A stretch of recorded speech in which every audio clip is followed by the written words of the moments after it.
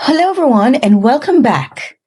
I am Dr. Nicole Warmington Granston, and this week in the Politics of Latin America and the Caribbean, we're going to be discussing political culture and public opinion. What we'll be covering today is defining what are political culture and political opinion, discuss the differences between them, provide an overview of Latin American political culture, what Latin American support for democracy looks like, whether culture matters and its effects on the quality of democracy, and then, of course, discuss the role of delegative democracy. Now, what is political culture? Political culture refers to beliefs, values, and attitudes that people hold towards politics and political institutions. Scholars determine it as the emotional and psychological orientations people hold towards politics. These were the words of Alman and Verba. And it's also known as the subjective attitudes people hold towards their political system, based on what Ronald Chicote had to say. We find that political culture studies examine how people feel about political institutions, what people believe about political authority, and how those beliefs influence political behavior. With that said, we know that political culture shapes how citizens understand and participate in politics. Now, then, what is political opinion? Or should I say public opinion? Now, public opinion refers to the general views and preferences of the public about political issues, leaders, and institutions. It reflects what people want, which is basically their preferences, and what people believe or know about politics, which are their beliefs. So we know from this that public opinion is usually measured through polling and surveys. Now, while political culture and public opinion seem almost synonymous, and they aren't. They are, however, very much related and different, and there's some differences between the two. Now, political culture basically are the long-term beliefs and values people hold. They tend to be stable and cross-generational, so it lasts many years before it even changes, and it actually shapes political behavior broadly. Public opinion, on the other hand, are just a focus on short-term attitudes. They tend to change quickly, like you just change your mind today and then you think of something else tomorrow, and it reflects current views. So if we're to kind of look at the differences between the two, political culture frames and constrains political action, while public opinion reflects immediate political attitudes. Now, what does political culture in Latin America look like? How do we define it? Now, research on Latin American political culture actually grew as democratization expanded in the region. Three important themes often appear in these studies in trying to understand Latin American political culture. The first is patrimonialism and strong leaders. We find that politics often revolves around strong, personalistic leadership rather than institutions. And this actually relates to what Guillermo O'Donnell calls delegative democracy. Two, there's a diversity of democratic systems. We find that different countries have different forms and qualities of democracy. And three, indigenous identity politics. Issues of ethnicity, identity, and indigenous rights shape political attitudes in many countries. Now, with that said, what are Latin Americans' views on democracy? Now, public opinion towards democracy within the region is complex and conditional, but we can determine some key patterns. We find that many citizens support democracy in principle. However, support depends on economic performance and government results. We find that people often evaluate democracy based on economic conditions, personal well being, and government performance.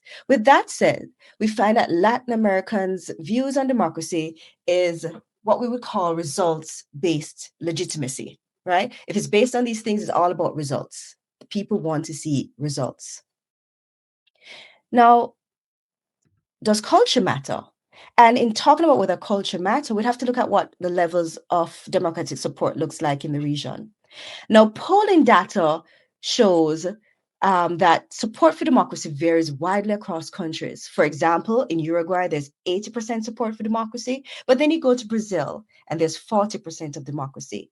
Despite these varied levels of support for democracy, we found that democracy has generally persisted across the region. With that said, why has support for democracy changed? Why does it change in that way? Now, the survey evidence from Latin Barometer suggests that support increased in countries that had experienced neopopulism, such as Venezuela under Chavez and in Ecuador.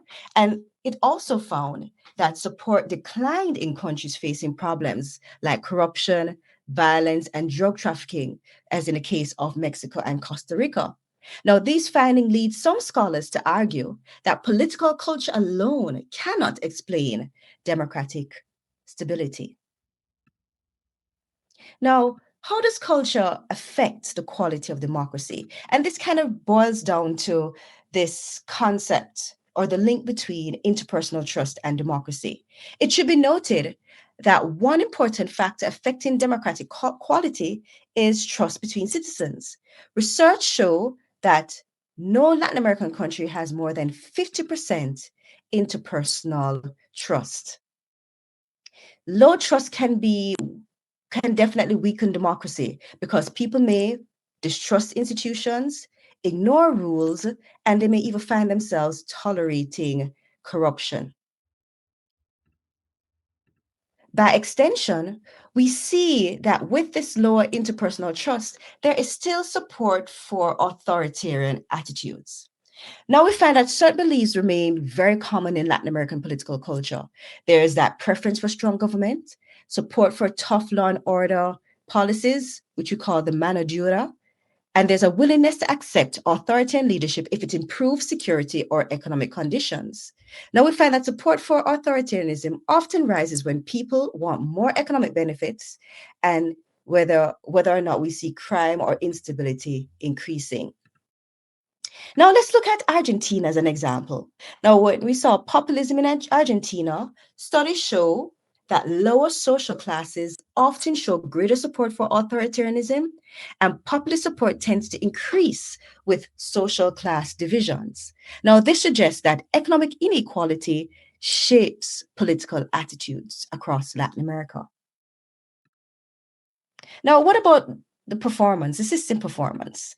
That is, how satisfied are people with democracy in the region? Now we find that there's a strong relationship between satisfaction with democracy and belief that democracy is the best form of government.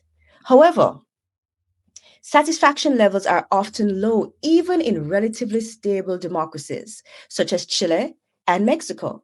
This gap between democratic ideals and real outcomes produces political frustration. Now, what role does delegative democracy play in Latin America? We find that one result of the dissatisfaction with institutions is delegative democracy. Delegative democracy occurs when citizens elect strong leaders, then allow them to govern with few restraints. The reason include, as we said before, corruption, weak institutions, low trust in political elites, desire for strong leadership, as I mentioned, mano dura, and these can weaken checks and balances.